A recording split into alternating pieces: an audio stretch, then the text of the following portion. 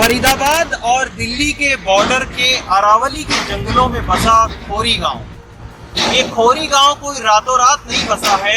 बीते 20 सालों में अरावली के जंगल के बिल्कुल जो बीच में ये पूरा गांव बस गया, खोरी गांव। और खोरी गांव में जमीन खरीदने वाले वो लोग थे जो मेहनत मजदूरी इस दिल्ली फरीदाबाद में करने के लिए आए थे। उन्होंने सोचा कि अपना भी घर होना चाहिए, तो भू माफिया और सरकारी विभागों की साठ-गांठ से खोरी गांव में जमीनें जो है उनको बेची गई।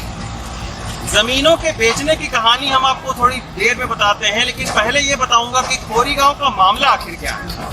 खोरी गांव जो आप देख रहे हैं ये अरावली के जंगलों में बसा हुआ है और इसी के चलते जो पर्यावरणविद हैं उनकी ये चिंता थी कि अरावली के जंगल में खनन हो रहा है, इलीगल जो है अतिक्रमण हो रहा है, मकान बन रहे हैं, वो एक पर्यावरण के लिए एक काफी नुकसानदायक चीज है। तो इसी के चलते कुछ पर्यावरणविद सुप्रीम कोर्ट का उन्होंने दरवाजा खटखटाया और ये कहा कि जिला प्रशासन कुछ काम नहीं कर रही है अवैध अतिक्रमण को हटाने के लिए, तो इसके चलते सुप्रीम कोर्ट को दखल देना चाहिए। सुप्रीम कोर्ट ने ये पूरा मामले को समझा और उसके बाद में सुप्रीम कोर्ट ने फैसला सुनाया कि फरीदाबाद जिला प्रशासन 6 हफ्तों के भीतर खोरी गांव में बने 10,000 मकानों को यहां से गिराए और उनको हटाया जाए।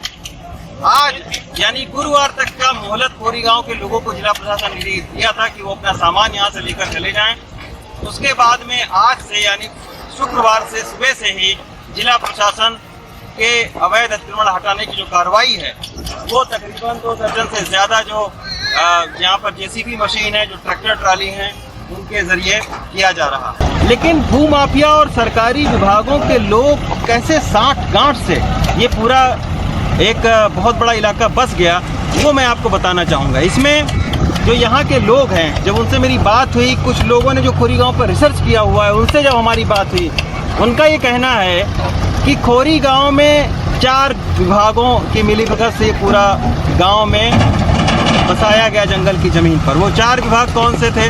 पुलिस के कथित तौर पर, नगर निगम के कथित तौर पर, फॉरेस्ट डिपार्टमेंट के कथित तौर पर, और जो यहाँ पर जो जिला प्रशासन उसके लोग कथित तौर पर आपस में मिलीभगत किया स्थानीय भूमाफियाओं के साथ में।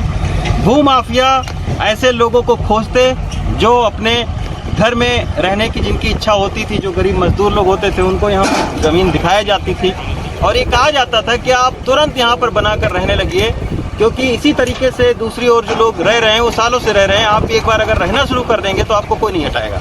ये भूमाफिया आश्वासन देते थे, पैसा उनसे लेते थे और ये कहते थे कि तुरंत आप मकान बनाइए। तो 33 गज का लाख से 1.5 लाख रुपए में भूमाफिया जो है उनसे पैसे लेते थे और उनको कुछ उसका कागजात नहीं देते थे, बस वो डायरी में लिख लेते थे और उनकी गारंटी होती थी कि आप इसको बनाना शुरू करो। कुछ लोगों को उन्होंने पावर ऑफ अटॉर्नी भी दी है, कुछ लोगों को बाकायदा स्टाम्प पर लिख कर दिया है, लेकिन तमाम सारे यहाँ ऐसे लोग हैं जिनके पास इस ज़मीन का कोई कागजात नहीं है। फिर उसके बाद में पुलिस वाले आते थे तो उनको भी पैसा कथित तौर पर ये लोग देते थे। फिर फॉरेस्ट डिपार्टमेंट के लोग आते थे, उनको भी कथित तौर पर पैसा देते थे। जो भू माफिया होता था वो अपने नाम से यानी एक प्राइवेट ट्रांसफार्मर का कनेक्शन यहाँ पर लेता था और इसके बाद में वो भू माफिया अपने प्राइवेट कनेक्शन से इसी तरीके से ये खंभे लगा के और फिर उसको लोगों को बिजली वो देता था। बिजली विभाग की नाक के नीचे 10,000 मकानों में एक में भी आपको सरकारी बिजली का बिल यहाँ पर आता नहीं दिखेगा, क्योंकि बिजली विभाग की भी इसमें मिलीभगत रहती थी। तो 600 रुपया पर मंथ उनसे चार्जेस लिया जाता था और एक सब मीटर हर घर में लगा दिया जाता था, जैसे किराए के मकानों में लग सके। तो वैसे सब मीटर लगाकर उसके बाद वो प्राइवेट जो भू माफिया है वो बिजली का कनेक्शन देता था। तो ये एक बहुत बड़ा सिस्टम था जिसमें केवल प्राइवेट भूमाफिया ही नहीं बल्कि सरकारी विभागों के ऊंचे ओहदादारों के बीच में बाकायदा पैसों का बंदरबाट होता था।